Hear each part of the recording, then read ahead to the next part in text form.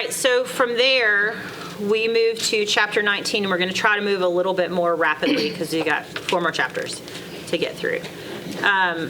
So you can see there's just tons of stuff. This was hard for Marie and I to kind of really pare down.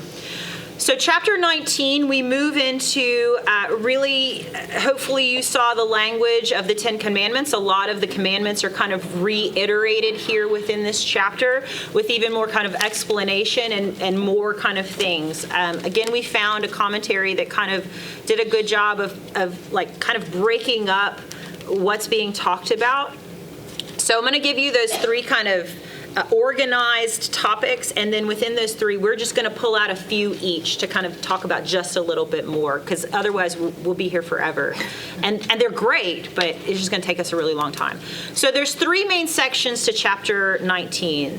There's faithfulness and worship,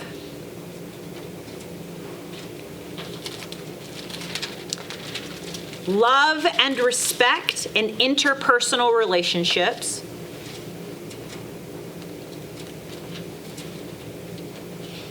and then the last one is justice in business and in court. And that's kind of, it's considered to be the smallest, but really some of the things in regard to the love and respect and interpersonal could fall under there and could go back to the other side too. Those cross over a whole lot. Okay, so going back up to the first one, faithfulness and worship, there's a ton of things that chapter 19 kind of gives under that. Here are my expectations for you, the people of God, of how to be faithful in worship. There's one of the things that we're going to pull out is the fellowship offering, because we talked about offerings before, and this one is important because it is a shared offering among other people. And you covered that. Right. So the fellowship offering was what you used when you wanted to share a meal with others, and the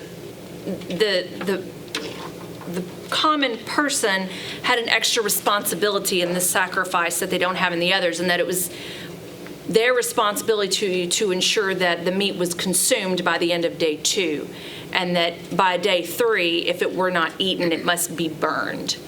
So that nobody consumes it, maybe for health purposes, maybe just because God said so, but the common person has an extra responsibility with this offering that they don't have in others. So you'll notice chapter 19 speak to the entire assembly of Israel, because they have a role to play in these. So that's why that sacrifice is drawn out here. We were talking about mother and father. Was that in chapter 20? Yeah, we'll talk about a whole lot more in chapter 20. Then I'll hold off on that one. Yeah. One of the other ones we want to pull out from the faithfulness and worship is there's a conversation in chapter 19 about this mixed breeding thing. There's don't mix seeds, there's all kinds of things not to mix, clothing. Animals, clothing, all that kind of stuff. And so Marie was like, but the priests have mixed clothing, so what do we do with that?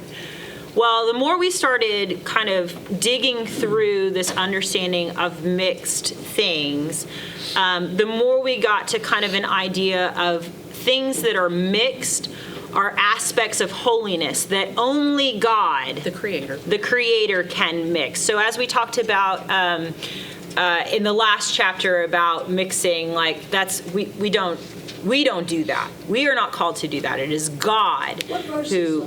19. So we're kind of moving around a little bit. Okay. These 3 are coupled up in verse 19. Yeah. Do not make different kinds of animals. Do not plant your field with 2 kinds of seeds. Yeah. Okay. So we realized the more that we kind of read about it and thought about it was that the things that are mixed are aspects of holiness. So in regard to the priest, the high priest was the only one that had mixed textiled clothing. The high priest is set apart for a holy role, recognized by the people in a particular place. And remember, he is the voice of the people to God. So a holy position right here. The next thing that we kind of talked about is regards to the cherubim who sit on the mercy seat, which they are a mixed breed, and they protect and are considered to be the most holy of the spiritual realm and protect the mercy seat and the ark. And so, again, a place of holiness. Some of the fabrics in the temple were mixed by God's design and his conversation and direction. This one we had to really think about. Seeds. The seeds, mixed seeds, crops of a way of symbolically recognizing that we don't belong in the holy realm. It is an act of that God does those things. So it's not for us to create something new. It is for God to. So that's kind of the idea. And then the final, I got to tell you, this final one that we talked about in regard to mixed things was Marie brought up, what do you do in regard to the donkey? You know, because the Donkey is a result of a horse Right. and a Right. mule. So then I was like, I don't know what to do with that. Oh, this doesn't work anymore. And then I was like, well, you know, kings were the only ones that when they were considered to be, donkey was considered to be a symbol of peace. And so a king rode in on a donkey. David rode in on a donkey. Jesus rode in on a donkey. And so if you think about the holiness of God and being a place of God stating his holiness, well, that works then. So, I mean, I guess God created donkeys for those very specific reasons so when you see a donkey, holiness of God. So, yes. Okay. Were you saying that a donkey is a result of a mule and a horse? Yeah. It's the opposite. A mule is a donkey and a horse. That's correct. Well, there you go. Even better. Then we don't even have to think about it. They also have Just a get rid of all cross that. They what? on their Yeah. back. They do because of the dark, whatever. Well, there you go. They're just holy no matter what. Gay, did Sweet you have a donkeys. question or a thought? I was thinking about hybridization of seed, which we do quite prolifically today. And a lot of people are speaking out against this, but it's been going on for 70, 80, 100 Right. years. Yeah. So the planting of the fields in this situation was a man's act of obedience, and it was strictly symbolic, is what we were reading, that, you know, this field's going to have this crop in this field, and we're keeping them separated out to show God we understand that the mixing of the crops is not for us. Mixing of things is not for us to do. It falls into the realm of the holy. So, but certainly that was brought up in some of the things we read as well. Yeah. All right, we've got two more from this faithfulness and worship we want to bring out, and then we'll move to the next section. There was a portion, if you'll find the verse of it, that talks about you can't eat the fruit of the land until you're 5. Starting 23. Yeah, so there was like, well, you know, why would that be the case? Agriculturally, in some agricultural type of things we read that really within the first few years of planting a new seed, the first crops are not nearly as good anyway. You've got some difficulties, you're working out kinks, it's not going to yield as much, all that kind of stuff. So some of that is kind of an agricultural thing. Some of it is just God says that's what you should do, so there's faithfulness and obedience to that. It says in the passage about year 4, you are to give your first fruits, and the understanding is that by year 4, your crop is really yielding very promising, good fruit, vegetable, whatever kind of thing. And so that is to be given as a tithe to the Lord. You give your first best to the Lord. And it's the same concept within the animal sacrifice. You give your first best to the Lord. It is a sacrifice to you to recognize that you couldn't have it in the first place without God. I think you ought to talk about verse 27. We'll get to 27. We're in 23. We're already there. We're in 23, 24, 25. We'll get to 27 in just a second. I hope this part of the fruits also makes you think of Genesis. What was the one and only thing they were asked not to do in that garden? Don't eat that fruit of that one tree. Yeah. Now don't eat any of the fruit of any of the trees for 3 years. So I hope that also kind of brings out 4 years, really. I hope that kind of brings to mind Genesis imagery for you there as well. Yeah. With that. All right, the last one in this section is this verse 27. 26, 27, 28, and then some commentaries lumped in verse 29 as well. as all being a part of pagan ritual, specifically 26, 27, and 28, having to do with pagan occult mourning rituals of cutting of the flesh. With the tattoos, it was typically on the palms of their hands or on their foreheads, marking them for which god they worshipped. When we think of the cutting and the gashing of skin for their god, you should think about that epic story in the Old Testament of Elijah on the mountaintop taunting the worshipers of Baal as if they were having this competition, essentially, of you call on your God, I'm going to call on mine, and we'll see who answers by fire. And they take all day, and well, their God hasn't answered, so Elijah starts to taunt them, and in response, they start cutting themselves to try and get their God to hear them. But does their God hear them? No, because he's not real. And then Elijah calls down fire from God, because God is real, and God is the one true God. So those are brought together as part of, some say just mourning rites, some say that it goes a little bit further into just, if you had marked yourself for a god, you had done it via your scars and with tattoos of that god on your palm of your hand or your forehead. So, in regard to beards, cutting your beards or hair or anything like that, one occultic practice was to sometimes cut some of your hair or your beard and place it with a corpse so you could call upon spirits. And so part of the understanding of that is we're not messing with that idea. So we don't need to, call upon the spirits or anything like that. So don't do that. Don't cut your hair or whatever. Off your hair. well, you take the clippings, and in this case, it would Round it off? yeah. Mine says do not cut the hair at the sides of your head. Yes, some It say sounds that like too. you didn't want mullets. I do believe God is against those. That could be definitely clearly how we interpret it. That's how I read Thank it. you, Adrian. Yeah, I think you are right. Perfection.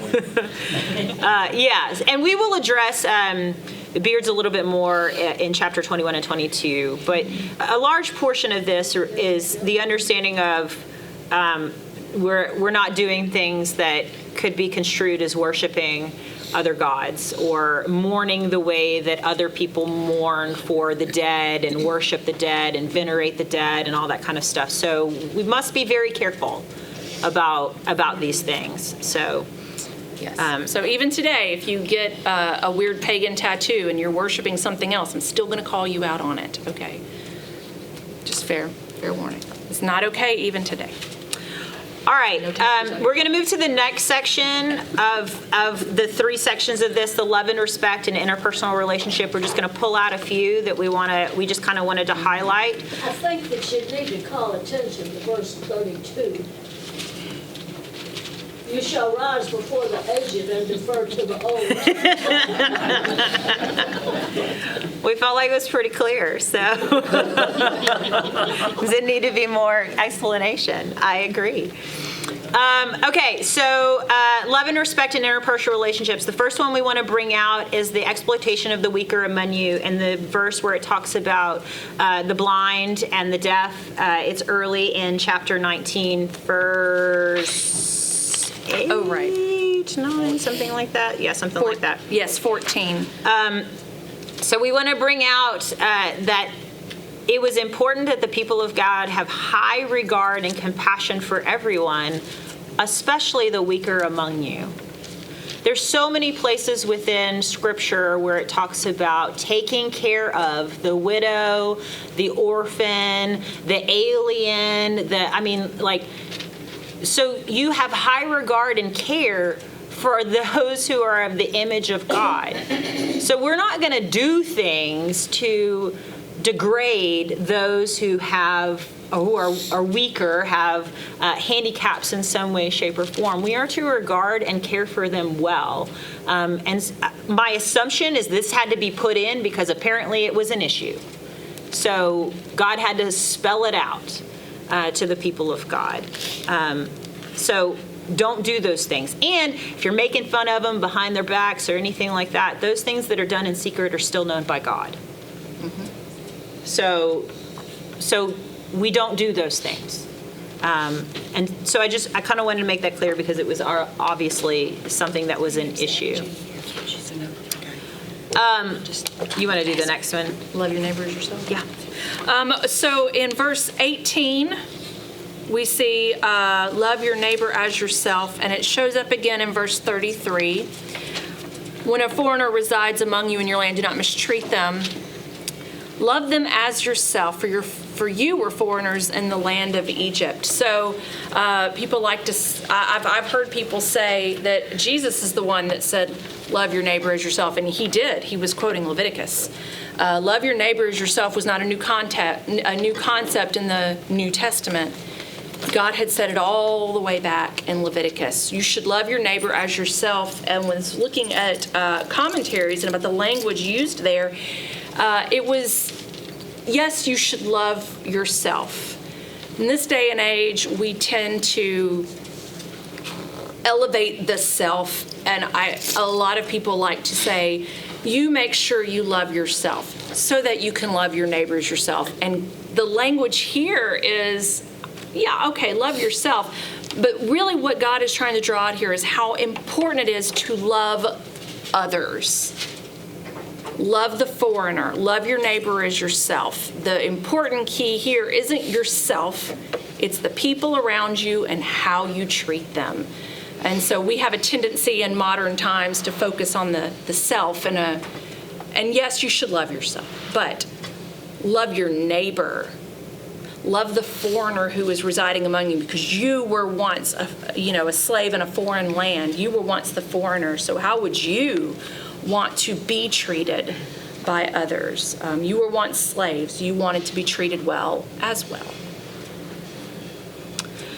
So that brings us to the next section, the justice in business and in court. And really all I'm going to say about that is the core of this is the importance of how you care for one another when you do business. That you want to do business in a very honest way with one another. You want to do business with someone the way that you would hope that they would do business with you. So this practical understanding of not deceiving, and even if there is an issue, if you are asked to discuss an issue, you do it with the most honest and humble of hearts, telling the truth. Because that's the most important thing, that you don't withhold things and that you help to clarify a dispute as quickly as possible, to honoring God and your neighbor. So really that whole section about justice in business and court is really just about how we deal with one another in regard to dispute, in regard to business, that we are trying to uphold who God is, even in the midst of business type of things, because we bring him into every aspect of who we are, and the people of God that's important for them to do.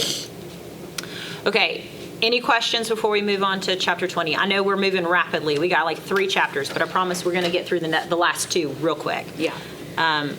But we just need to so we can get to next week where we need to be. All right, chapter 20. Chapter 20 was heavy because it's all these penalties, right?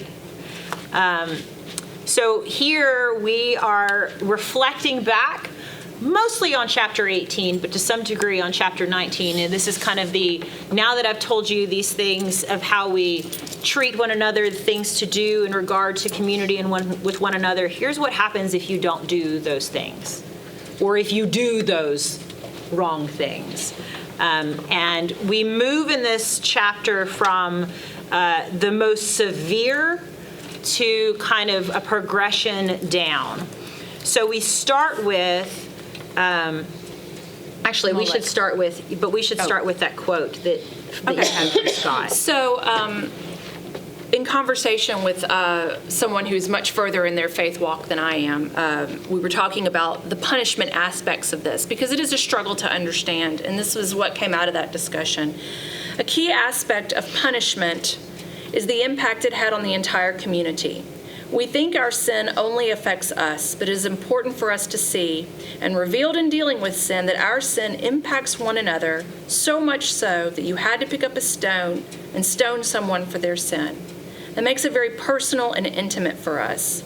It should make us consider our sin more seriously because it still impacts others, and especially Jesus, because he paid the ultimate cost. It really drives home the point when somebody you love deeply has done one of these things and you have to pick up a stone against your best friend or your brother or sister.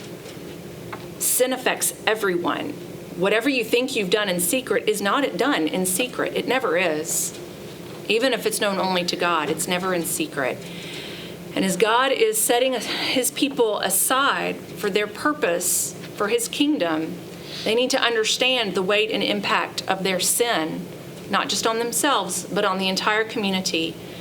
And so we get these sins that starts off in greatest severity of punishment, and it moves into less severity as it goes. But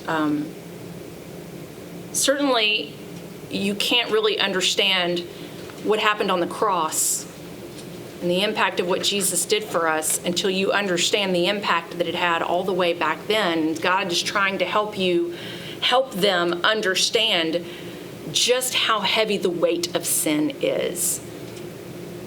There is death that comes about in sin. And so do we stone people even today? Well, obviously the answer is no. And I won't get into, capital punishment and all of that with you, but whenever we sin, there is still a death that happens. There is still a death that happens in your soul. A difference now is we have the ultimate sacrifice that covers all sins. And so even though we experience death when we sin, we have an opportunity for forgiveness that brings about life. So I know this chapter is hard to understand, but it is important to look at as we try to understand what Christ did on the cross. Sin carries weight. So we start with Molech, and as we were digging into this, this is the most severe of the punishments we see, and it has a kind of a double impact of not just is the person stoned to death, but we get this language in the Hebrew that lets you know this person's soul that committed this act does not make it to heaven. This person dies a double death, so to speak, when they commit this act of Molech. And what you should also know is that if you knew the person who did the act and you averted your eyes to it and allowed it to happen, you are just as guilty as the person who did the act, and your punishment is the same.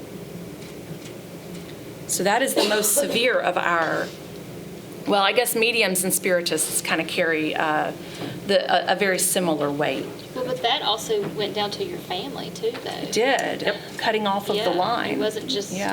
It was Your whole family. Yeah. Your whole family. Yeah. Mm-hmm. So it obviously gives you an idea of how severe for God this idea of sacrificing your children was. It's so wrong that it's not just you, but if you knew about it. Mm-hmm. I mean, this is how severe this particular one for God is. That he wants no doubt in your mind about how he feels about this and how it should be taken care of. And then the next one under that, which Marie said already, is this idea of mediums and necromancers, which is also kind of the same penalty of death, of stoning, not the same for a person who knew it, but of that one. We don't mess with the spirit realm, which I think has been made clear in all kinds of other places in our conversation today, that to dabble in that is to turn yourself away from God and to recognize other gods as being ones that you want to hear from, listen to, follow, all that kind of stuff. So we don't do that, and this is the severe punishment for that. We also see about honoring your father and mother. The one commandment that comes with a promise for it will go well with you and you will live long days. Honor your father and mother was not meant for children. Well, children should, of course, honor their parents, but that commandment was written to adult children with regard to how you care for your parents in their old age. And so because we see that commandment coming with a promise, to break that commandment can kind of be seen as the very opposite of honoring and even perhaps blasphemous. To curse your parents, which is not honoring them at all. And it, of course, tears down the basic unit of the family when you don't care for your parents. And you can carry it all the way out to destroying the very fiber of society itself. In the New Testament, Jesus actually brings this up when he's talking to the temple priests and such, and he very harshly chastises them about something called korban. And it was essentially, if you were an adult child and you decided you were angry with your parents and you didn't want to care for them, the priests gave you an out. And this is why Jesus was so angry with them. You could essentially take your money that you would have used to care for your parents and put it in something of a trust for the temple. And because it's now for the temple and it's called korban, you can say to your parents whom you're angry with, sorry, Mom and Dad, I can't help you in your old age. I gave that money to the temple, and it's excused. And Jesus had very strong language for them for breaking this Levitical law of caring and Exodus law of caring for your parents. Jesus was very harsh with the priests for giving people that kind of out. So we see it's important. We see it as important how we treat our parents, and in how I care for my parents, then my young son sees how I cared for my parents. And then hopefully when we move into those stages in life, he saw the example I set, and now he takes over and cares for me so that it may go well with me and I may live long in my days. So this was a serious one that got brought out. After that one is we start to see the progression is kind of moved down just a little bit. We've got in verses 10 through 16, there's punishment for the sexual acts that will cause death. And it says that they are to be put to death. Their blood is upon them. And I want to just talk about that phrase just a little bit. Their blood is upon them. And then later on, I think it talks about, I don't know if it's in the verse or something about blood guilt, but I just want to talk about this. There's some spaces where it talks about their blood is upon them. And the understanding is that they have chosen and brought about their guilt. So it is on them that they made these choices, and that they have and to the extent that they have made the choice to be put to death. And there's this idea of blood guilt that comes up, and basically that means that if I'm to murder Marie, I make a choice and I murder Marie, then I have penalties of that because I have made a conscious choice that Marie should no longer have life. That kind of thing. So by penalty of death, and that is on me.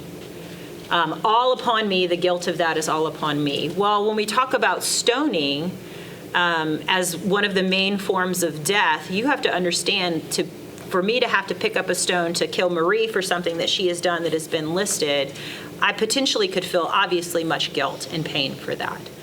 So this idea of blood guilt but it's not upon me because Marie made that choice. It is upon her shoulders the full guilt of not only herself and her act, but of everyone else in the community that has to now participate in her stoning and putting her to death. So there's no blood guilt for that, okay?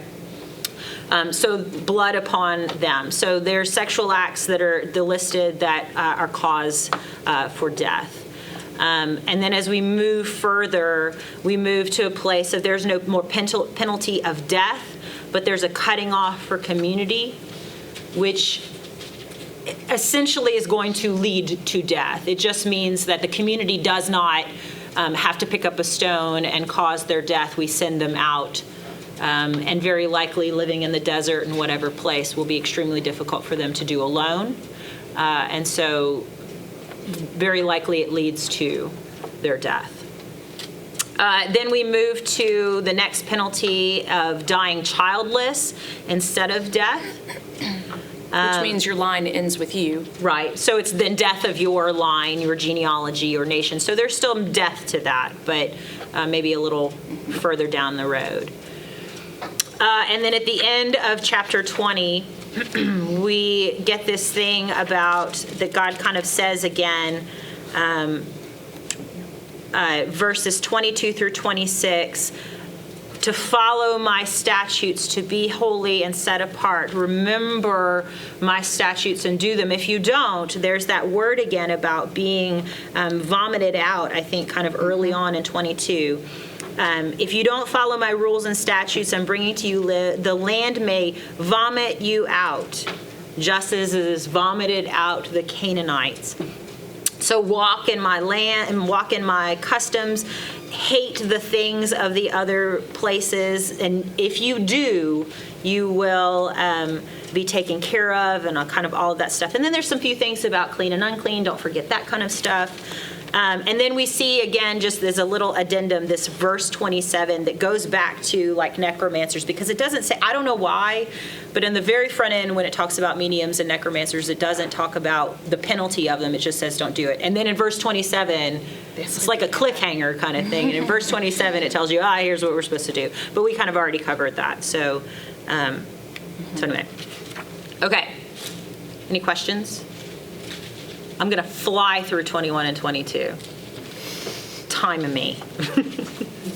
Because they're real close. So just so we can get to where we need to be for next week. Really, chapter 21 and 22 go together. They're about the holiness code of the priests. So what we've been talking about before was the common Israelite community. And now, not only do we hear in 21 and 22, do the priests have to follow all of that, but they have some even higher holy standards that they need to be living to as well.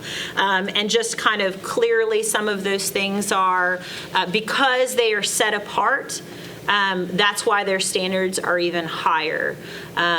It talks about with the dead, that priests cannot mourn certain people in the dead except for their spouse, their wife, their children, and their parents. Now, when you get to the high priest, his standards are even higher, and he can't even mourn his parents.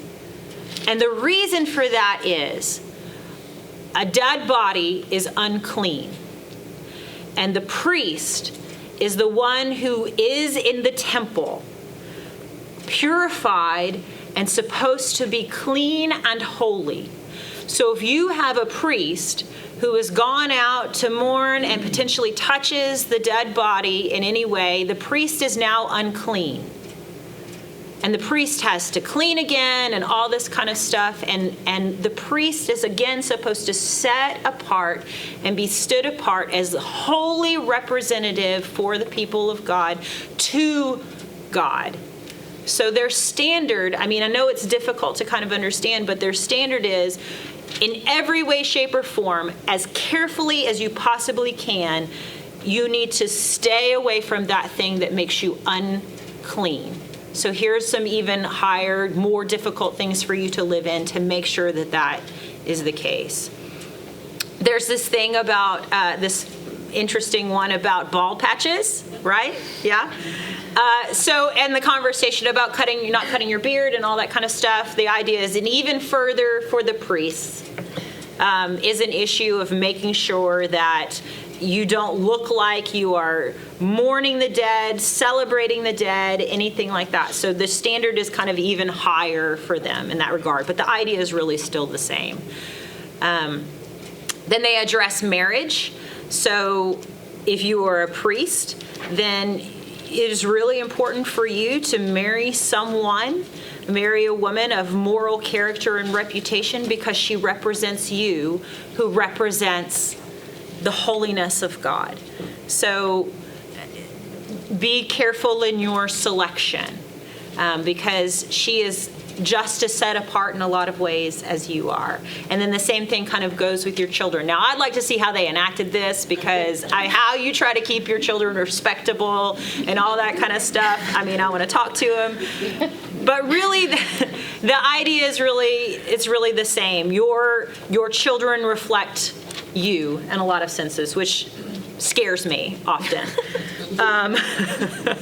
But it's the same kind of idea. Now, when we get to the high priest in marriage, there's this thing about high priest can't even marry a widow. Now, that's acceptable for a priest, a regular priest, but the high priest can't even marry a widow, because their recognition is they should marry a young virgin girl without blemish, young and has no kind of other issues or anything like that, because they are the high priest, even further kind of set apart. So their restrictions are kind of, again, even more. There's one little portion that talks about priests with blemishes that we could really get kind of caught up in. And it's the same concept that we've been talking about. Now, I just want you to hear me. There was nothing wrong with someone who had a disformity or anything like that, a blemish of any sort, being a priest. There were just certain restrictions about the things that they could do, because we are talking about the wholeness and completeness of one who stands as a representative again. That is the priest's job. So whole and pure and all that kind of stuff. So they could work within the temple. There were just certain things that they could not do. And then we get to this interesting little portion about animals with blemishes or without blemishes, Right, or so this whatever. rehashes kind of what we already know about sacrificing an animal without blemish.